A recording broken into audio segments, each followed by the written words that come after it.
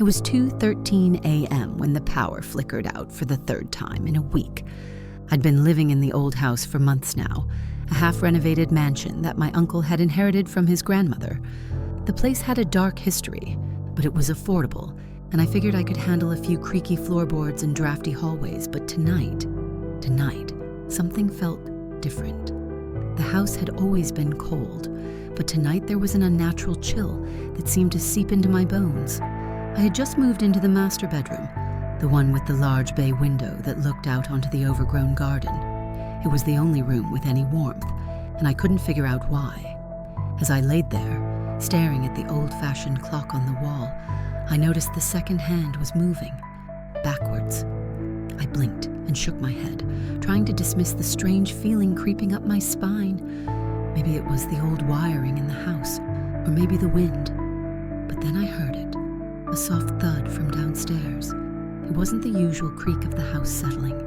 This was a deliberate sound, like something or someone was moving around in the dark.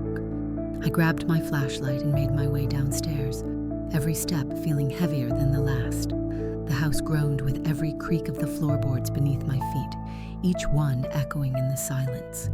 At the bottom of the stairs, the hallway stretched out before me, lined with old portraits of my ancestors, their eyes seeming to follow me as I passed. The light from my flashlight flickered as I reached the old study. The door, which I had locked earlier, was now ajar. I pushed the door open slowly. The room was empty, save for the old desk and bookshelves filled with ancient, forgotten tomes. But there was something else, something that had never been there before. On the floor, in the center of the room, was a small handwritten note.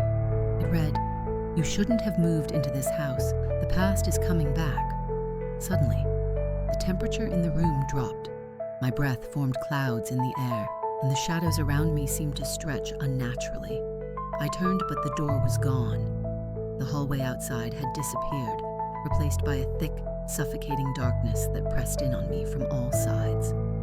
I was no longer in the house. I was somewhere else, somewhere much older, much darker. The floor beneath me seemed to pulse with a life of its own, and the walls whispered in a language I couldn't understand. The note in my hand suddenly burned to ash. I felt the cold hand of terror grip my throat. Suddenly everything went black.